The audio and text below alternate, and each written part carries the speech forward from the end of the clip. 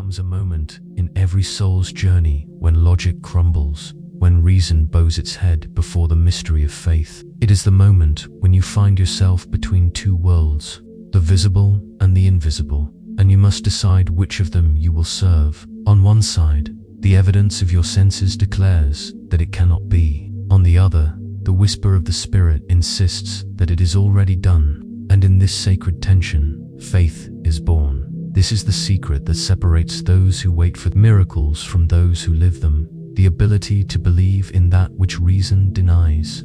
Every prophet, every mystic, every awakened soul has walked this narrow bridge, the bridge of imagination. It is the bridge between what the world calls real and what God calls consummated. We walk by faith and not by sight. To believe when reason denies it is not to be naive. It is to know a higher law, the law that what is seen was made from what is not seen. The universe itself is the proof of imagination, made visible. Everything that exists today was once just a vision in the invisible. The house you live in, the phone in your hand, the song you love, everything began as an idea. Thought became form, imagination became matter. So, when reason tells you that your desire is impossible, understand this: reason is not lying. It is simply describing what has already been created. But faith speaks of what is becoming. Faith operates from the invisible dimension where all things are already accomplished. And when you learn to dwell in that invisible place, the visible is obliged to follow. Faith does not wait for proof. Faith creates the proof. The human mind, left to itself, serves the five senses. It records what it sees and calls that reality. But the awakened mind knows that consciousness is the only reality. Imagination is the womb of creation. It is written, now, faith is the substance of things hoped for, the evidence of things not seen. Faith is not blind. Faith is the unseen evidence. Faith is the spiritual eye that sees before the body can see. To believe when reason denies is to see with that eye. But how? How can one truly believe when every appearance contradicts the desire? How do you maintain faith when the facts scream otherwise? You begin by remembering who you are. You are not the creature of circumstance you appear to be. You are the imaginal power of God individualized. The same power that said, "Let there be light," lives in you now as consciousness. And consciousness is the one and only cause of experience. Every state of consciousness you occupy, whether of fear, love, abundance, or lack, projects itself into the outer world. The world you call real is simply a mirror, reflecting the image held in the depths of your imagination. Therefore, when reason denies your desire, do not fight the outer world. Change the inner image. You were taught to fight against the effects, to battle the shadows on the wall of your reality, believing that effort and brute force could alter what you see.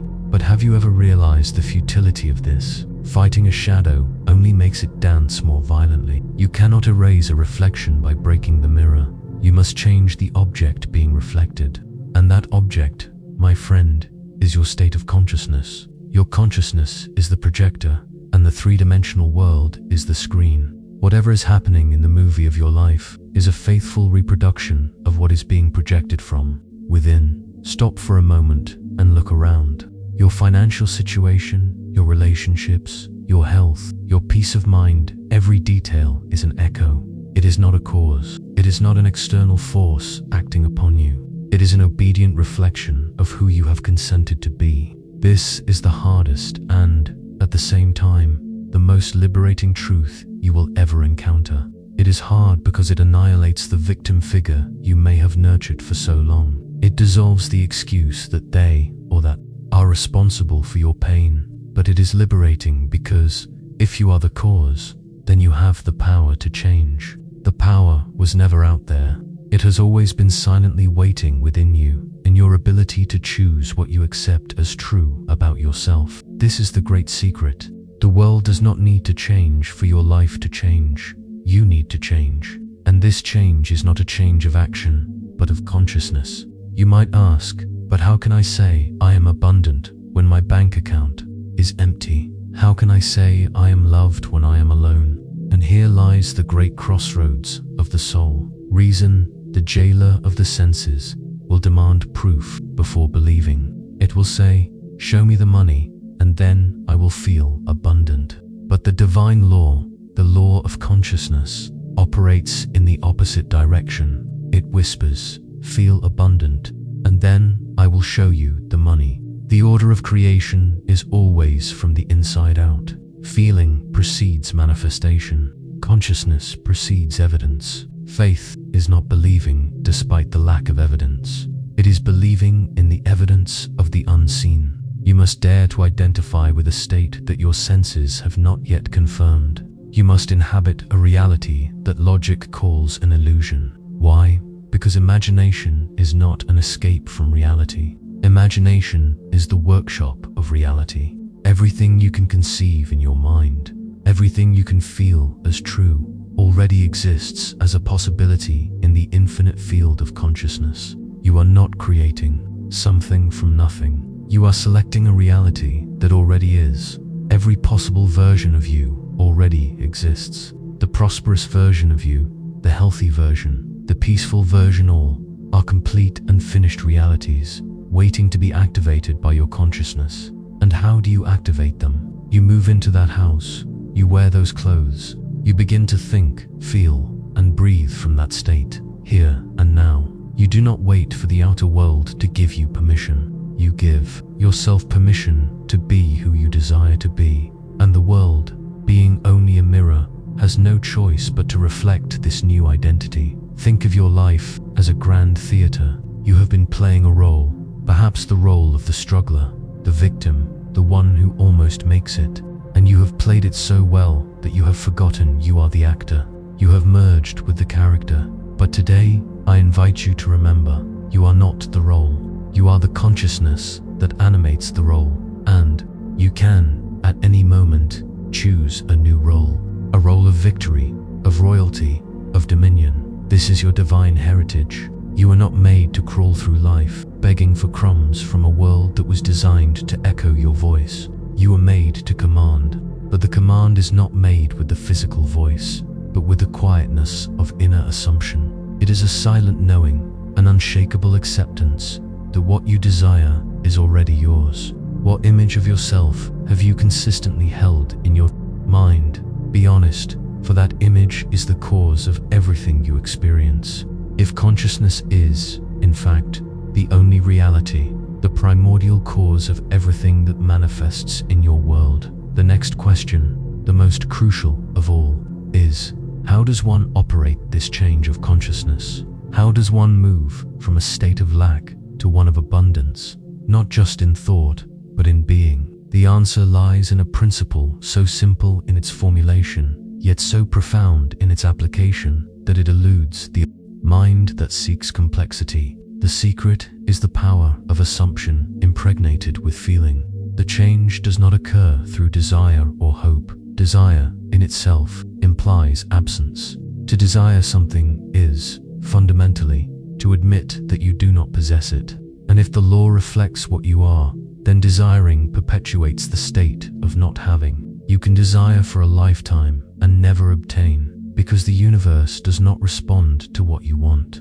It responds to who you are being. Hope is a close cousin of desire, a passive waiting for an external change that may never come. It is a bet on the future that deprives you of your power in the now. True change, conscious creation, is born not of wanting, but of assumption. To assume is the act of declaring something as true, of accepting it as a consummated fact, even before sensory evidence confirms it. It is the audacious act of moving into the state of the desire already fulfilled and dwelling there as if it were your natural home. But assumption by itself, as a mere intellectual exercise, is sterile. You can repeat "I am rich" 1,000 times a day, but if your body trembles with anxiety about bills and your heart sinks when you look at your wallet, your words are like seeds cast on stony ground. They have no power. Here enters the golden key, the catalyst that transforms the assumption from a dead thought into a living creative force. Feeling. Feeling is the secret. Neville Goddard declared with a clarity that cuts. through all philosophies. Feeling is the language that the subconscious mind understands. The subconscious mind is the womb of creation, the fertile soil where the seeds of assumption must be planted. It is not argumentative. It does not distinguish between what is factually real in the outer world and what is felt as real in the inner world. To the subconscious, a lived feeling is a fact, and once it accepts a fact, it immediately begins to work to externalize it, to organize matter, circumstances, and people in a way that aligns with this new inner truth. This is why effort and struggle are counterproductive. Trying to force a change in the outer world is working at the level of effects. It is like trying to model clay that has already been fired.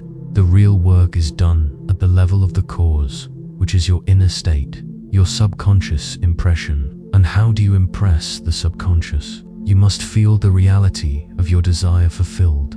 You should not think about being healthy, you should think from the state of health. What would the sensation be? How would you breathe? How would you walk? There would be a lightness, a peace, an absence of worry. It is this feeling, this sense of naturalness, that you must capture and sustain. It is not a hysterical excitement, but a calm and deep conviction. It is the silent feeling of course, this is how things are.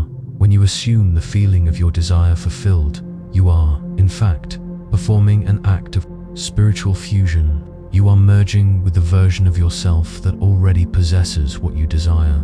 You are collapsing time and space and bringing a future reality into the present through the portal of feeling. Think of it like tuning a radio. All stations are broadcasting simultaneously, but you only hear the one with which your frequency is aligned. In the same way, all possible realities exist in the now. The reality of poverty, of sickness, of loneliness, and the reality of wealth, of vitality, of love. You experience the reality that corresponds to your vibrational frequency, and your frequency is determined by your dominant state of feeling. You cannot tune into the frequency of abundance while broadcasting the static of the fear of lack. The law is perfect. It makes no mistakes. If you are not seeing what you desire in your world, it is simply because you are not consistently embodying the corresponding feeling. The rational mind will resist this. It will say, "This is an illusion. How can I feel rich when I am broke?" And here you must make a choice. Will you serve the master of reason, which is based on the past, or the master of faith, which creates the future? To feel what is not yet visible, you must withdraw your attention from the tyranny of your senses. You must close your eyes to the world of Caesar and open your inner eye to the kingdom of God. In the silence, in the stillness of your imagination, you build the scene that implies your desire has been fulfilled. Not the scene of the desire being fulfilled, but the scene after its fulfillment. If you desire a promotion, do not imagine the interview. Imagine a friend congratulating you. Feel the handshake. Hear the words, "I knew you would get it." Feel the thrill of joy and the sense of relief and accomplishment. Make this scene so real, so vivid, that it awakens in you the feeling that it really happened. And then you let the scene go, but you retain the feeling. You carry this feeling, this mood, this atmosphere with you throughout the day. This feeling is your daily bread. It is your silent and continuous prayer. It is your loyalty to an unseen reality. This is what it means to pray without ceasing. It is not repeating words, but remaining in a state of feeling. This process requires a certain spiritual violence, a violence against your own doubts, your own negative moods, your habitual reactions. Every time the outer world presents you with evidence contrary to your fulfilled desire, you must refuse to accept it emotionally. You can acknowledge the fact, but you refuse to give it power, to give it your emotional energy. Instead, you calmly return to the feeling of the end, to the silent certainty that it is done. This is the discipline of the master. It is not a struggle, but a surrender to the self you have chosen to be. It is a radical detachment from the old man and an unwavering adherence to the new man. And the universe, like a faithful servant, has no other option but to bring into form what you have declared to be true, not with your words, but with your feeling. Once you understand that consciousness is the only cause and that feeling is the secret to impressing that cause upon reality, you arrive at the most transformative practice of all, living from the end. This is not a technique to be applied sporadically. It is a way of being, a fundamental change in your posture towards life. Most people live working towards a goal. They see their desire as something in the future, something to be achieved through effort, struggle, and a correct sequence of events. They are at the base of the mountain, looking at the summit, and every step seems arduous. They operate from a state of lack, trying to obtain something they do not have. But this is the approach of the world, the logic of the man who believes he is a victim of circumstances. The spiritual law operates in reverse. You do not work for the end, you live from the end. Mentally and emotionally assume your position at the summit of the mountain and live from that perspective. In your mind, the goal is no longer a future desire. It is a present fact, a realized memory. You think, feel, and act as the person you would be if your desire were already a solid and tangible reality in your life. This change of perspective is the alchemy that transforms the lead of circumstance into the gold of fulfillment. For example, if you desire financial security, the common approach is to work more, worry more, save every penny with fear, all from the consciousness of lack.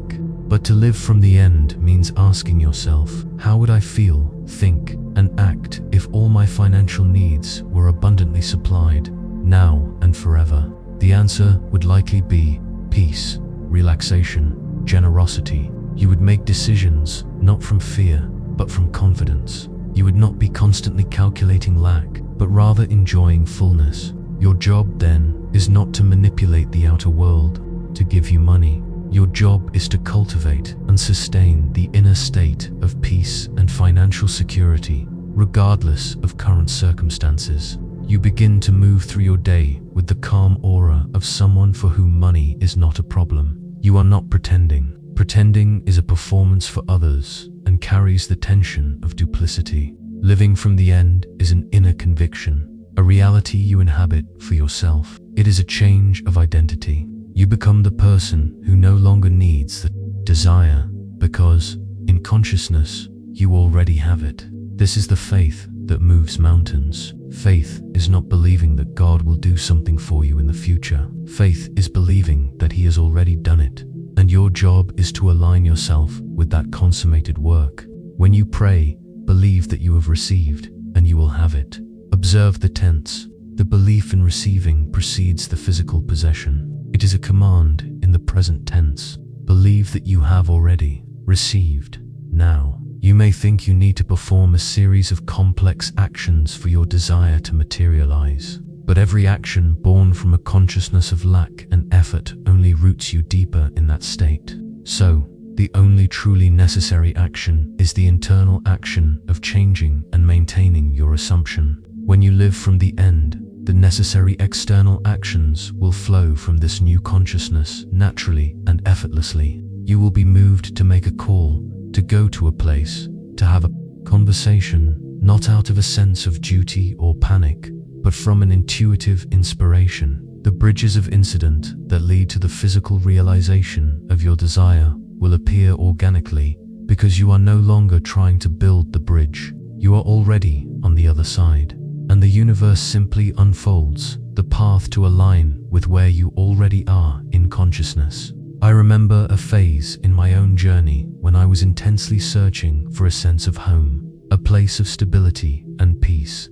I was constantly moving, always feeling that the next place would be the one, but restlessness followed me like a shadow. I was trying to find an inner state peace, home, through an outer condition, a house. It was an exhausting and fruitless effort. Reason told me to search more, to better analyze the neighborhoods, to make more lists of pros and cons. One day, exhausted from this search, I remembered this principle. I stopped searching. Instead, every night, before sleeping, I would lie down and simply feel the sensation of being at home. I didn't imagine a specific house, but rather the feeling, the peace, the relief, the security, the sensation of I have arrived.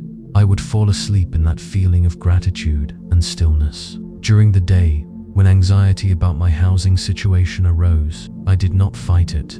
I simply returned to that feeling, took a deep breath, and remembered, I am already home. In less than a month, through a series of events I could never have planned, a housing opportunity arose. It was perfect, more than I could have consciously conceived, and it came without effort, without struggle. The change happened because I stopped trying to find a home and started being home. I lived from the end. The outer world simply reorganized itself to mirror the change that had already occurred within me. This is the power you have. It is not about denying reality. It is about selecting a higher reality and being faithful to it. Every moment of your day becomes an opportunity to practice. When a bill arrives, instead of reacting with the old panic, you look at it and, inside, say, thank you. For in my reality, everything is already paid with surplus. When someone treats you with disrespect, you do not react from the old identity of a victim, but from the new identity of someone who is loved and respected, and your non-reaction dissolves the conflict. You are constantly dying to the old man and his reactions, and living as the new man who embodies the fulfilled desire. If this revelation about living from the end resonates with the truth in your heart, acknowledge it. Allow it to settle in you, not as an interesting theory, but as a living law. Take a step towards this new way of being. Now we arrive at the battlefield of the mind, the place where most spiritual journeys falter and fail. It is the direct confrontation between your assumption and the stubborn evidence of the outer world. It is here that reason, with its impeccable logic based on the past, rises like a giant to challenge your newborn faith. Reason will say, look at your bank account, look at the doctor's diagnosis, listen to what they said about you. These are the facts, and, based on these facts, your desire is a fantasy. At this point, you have a choice that will define your destiny. You can fight against reason, argue with the facts, try to force your belief upon reality, which is a recipe for exhaustion and failure. Or you can do what the masters do. You can transcend reason. To transcend does not mean to deny. You are not asked to look at a red wall and convince yourself that it is blue. Denial is an act of conflict. Transcendence is an act of sovereignty. You acknowledge the facts of the world of Caesar, but you refuse to give them your attention and your emotional energy. You understand that today's facts are just the result of a past consciousness. They are echoes of old songs, and you are no longer interested in singing old songs. Your job is not to erase the echoes, but to start singing a new song with so much conviction and feeling that it will become the new dominant sound, creating new echoes. Reason operates based on sensory evidence and past experiences. It is a survival tool designed to analyze what already exists. Faith, on the other hand, operates in the dimension of the invisible. It is the organ of perception of what has not yet manifested. Trying to use reason to validate faith is like trying to use your eyes to listen to music. They are tools for different dimensions. Therefore, when reason and external circumstances deny your desire, do not panic. Do not engage in a debate with your own mind. Reason is a useful servant, but a terrible master. Thank it for its perspective based on the past, and then deliberately turn inward. Withdraw your attention from the problem. Attention is the current of your creative energy. Where your attention goes, your energy flows. As long as your attention is fixed on lack, on sickness, or on conflict, you will be nurturing that reality, keeping it alive with your own consciousness. The most powerful act you can perform is to withdraw attention from what you do not want and place it entirely on what you do want, on the feeling of the desire already fulfilled. Reason will tell you that you are deluding yourself, that the facts are immutable, but facts are just the manifestation of a previous state of consciousness. So, by changing the consciousness, you are planting the seed of a new set of facts. Nature teaches us this lesson perfectly. A seed buried in dark soil cannot see the sunlight. By all appearances, it is surrounded by darkness and death. Reason would say it is lost, but within the stillness, Unseen forces are at work. The seed is breaking open, not dying, but transforming. Faith is this invisible germination. When nothing seems to be happening on the surface, the miracle is already unfolding underground. And then, suddenly, without warning, the sprout breaks through the surface. So it is with your desire. Although reason says it cannot be, although the evidence seems barren, although nothing moves on the surface, within the unseen, life is moving. Your assumption has taken root. And if you persist in faith, the harvest must come. For the vision is yet for an appointed time. Though it tarry, wait for it, because it will surely come. It will not tarry. When you understand this, patience ceases to be suffering. Patience becomes praise. You no longer wait in anxiety. You wait in assurance. You no longer ask when, you say now, because in the dimension of faith, all things are now. Creation is finished. You are not creating. You are selecting from the infinite possibilities that already exist in the mind of God. When reason says it is not here, faith answers, it already is. To believe when reason denies is to walk as Christ walked, not by the eyes of the flesh, but by the eyes of the Spirit. You see beyond appearances to the eternal reality of completion. The blind see, the lame walk, the sick rise, the storm stills, not because conditions changed first, but because consciousness changed first. So too will your world respond. Hold fast to the inner image. Guard it as a treasure. Refuse to speak against it. Refuse to imagine its opposite. Let your mind become the sacred temple of faith. For the new to be born, the old must die. This is an inexorable law of life and of consciousness. You cannot pour new wine into old wineskins. In the same way, you cannot manifest a new reality while clinging to the identity that created your old reality. The process of conscious transformation requires the abandonment of the old identity, what Neville called the death of the old man. The old man is your conception of yourself that is linked to lack, to doubt, to waiting, and to fear. It is the personality that was built from your past failures, from the judgments of others, and from the limitations you accepted as true. It is the self that says, I am not good enough. I never get what I want. Life is a struggle. That identity, that old man, is not who you really are. It is a mask, a costume you have worn for so long that you have forgotten you are underneath. And as long as you continue to wear that costume, the world will have no choice but to treat you according to the role you are playing. You have been trying to manifest abundance while wearing the costume of poverty. You have been trying to attract love while wearing the mask of rejection. This internal contradiction is the cause of all your failure. The law of assumption is not about getting things. It is about becoming someone different.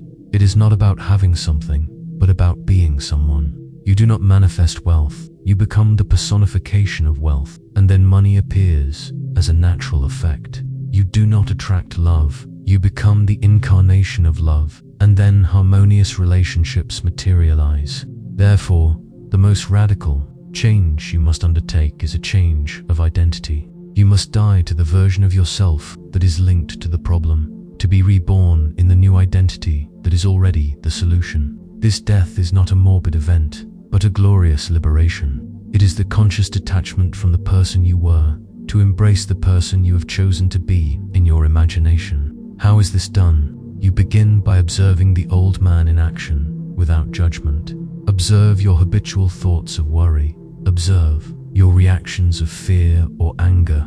Observe the way you speak about yourself and your life. Just observe, as if you were watching a character in a movie. By observing him, you create a separation. You realize that you are not those thoughts. You are not those reactions. You are the consciousness that observes them. And then you make a decision. You decide that you will no longer give energy to that character. You stop identifying with him. When a thought of doubt from the old man arises, you do not fight it. You simply say to yourself, that is no longer me, that belongs to the person I used to be. And then you turn to your new identity. Who is the new man? It is the conception of yourself that already possesses everything you desire. It is the self that lives in the state of the fulfilled desire.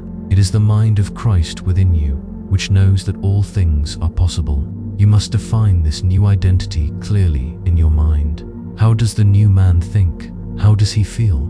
How does he walk? How does he speak? You must fall in love with this new conception of yourself and be faithful to it. Every night, as you lie down to sleep, you divest yourself of the old man of the day and clothe yourself in the glory of the new man. You fall asleep feeling yourself to be the person you want to be, and when you wake up, you refuse to put on the old dirty clothes of doubt and fear. You clothe yourself in the consciousness of your new identity and move through your day from that premise. This requires vigilance. The old man does not die easily. He will try to reassert himself through old habits and reactions. But every time he appears, you will recognize him and calmly return to your new identity. You are, in fact, reconditioning your subconscious mind to accept a new concept of yourself. What is the one limiting belief, the one piece of the old man that you are willing to abandon today, in this very moment, to make room for your new identity? The journey of the transformation of consciousness is not a single act of enlightenment, but rather a constant discipline, an unwavering persistence in your assumption, regardless of appearances. Most people fail not because the law does not work, but because they give up too soon. They perform an imaginal act, feel the reality of their desire for a moment, and then, when the outer world does not change immediately, they return to their old state of doubt. They plant a seed and, the next day, dig it up to see if it is growing. The key to successful manifestation is persistence. After having assumed the feeling of your desire fulfilled, you must remain faithful to that state. You must live as if it were true, even when your senses scream the contrary. It is a discipline of constant inner recalibration. The outer world and your rational mind will constantly try to pull you back to your old identity. The mail will bring an unexpected bill. A co-worker will make a negative comment. You will look in the mirror and see the same old reflections. These are the tests of your faith, and faith, in this context, is not a blind hope, but rather loyalty to the unseen reality. Every time you are confronted with evidence that contradicts your assumption, you have a choice. You can react in the old way, with fear, anger, or despair, which would solidify you even more in your old state.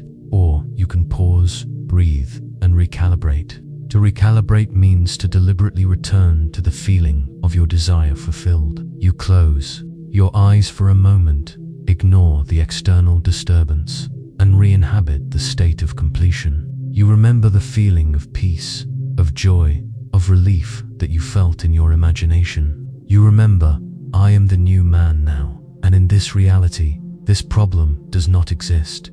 It is not a struggle.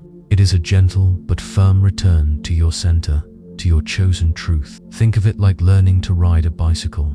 At first, you will wobble and fall many times. You will lose your balance. But every time you fall, you do not give up on the bicycle. You get up, adjust your posture, and try again. With practice, you become more stable. Eventually, balance becomes your second nature. You no longer need to think about it. In the same way, at first, you will fall from your state of assumption many times a day. But every time that happens, do not condemn yourself. Do not see it as a failure. See it as an opportunity to strengthen your discipline. Each fall is an invitation to get up and recalibrate. With persistence, you will find that you remain in your chosen state for increasingly longer periods. What once required effort will become natural. The feeling of your desire fulfilled will become your dominant mood, your default mental atmosphere. And when that state becomes your habitual dwelling place, the external manifestation is inevitable. The outer world is a slow mirror.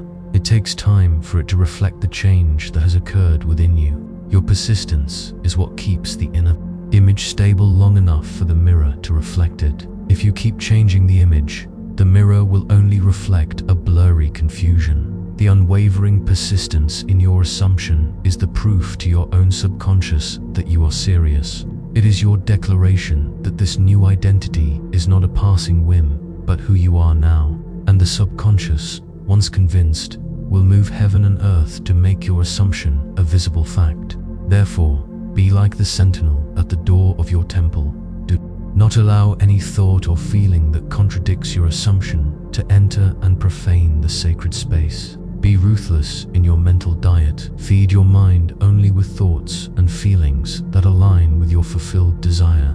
If you persist in this discipline, the day will come when what you have assumed will become your objective reality, and you will look back and realize that it was not a miracle, but the operation of a perfect and immutable law. Now we arrive at the most intimate sanctuary of creation, at the most fertile moment to plant the seeds of your new reality. It is the sacred role of silence and, more specifically, of the state that precedes sleep. In a noisy world, which constantly demands our attention and bombards us with evidence of limitation, silence is your refuge and your fortress. It is in silence that you disconnect from the world of effects and reconnect with the world of cause, your own consciousness. To practice silence is not just about being in a quiet place. It is about quieting the mind, ceasing the internal argumentation, and withdrawing attention from the flow of problems and concerns. It is entering the state of pure being, where you can remember who you really are, the operant power. But there is a specific moment of the day when this practice reaches its peak of power, and that moment is the portal to sleep. The sleepy state, that twilight state between wakefulness and falling asleep, is the gateway to the subconscious. In this state, the conscious mind, the critical guardian that questions and doubts, is relaxed and its resistance is low. The subconscious, on the other hand, is highly receptive, like a fertile and plowed soil, ready to receive any seed you give it. What you carry in your consciousness as you fall asleep is the deepest impression you make on your subconscious. This is the reason why so many people perpetuate their problems. They take their worries, their fears, and their resentments to bed.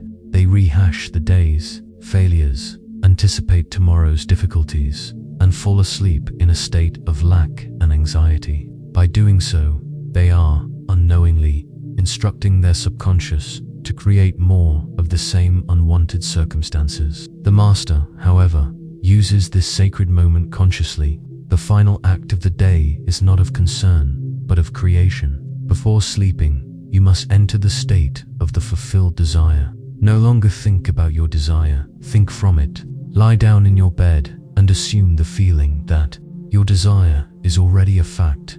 If it is health you desire, feel vibrant and strong. If it is abundance, feel the peace and security of having all your needs supplied. If it is love, feel the warmth and joy of a harmonious relationship. Build a short scene in your imagination that implies your desire has been fulfilled.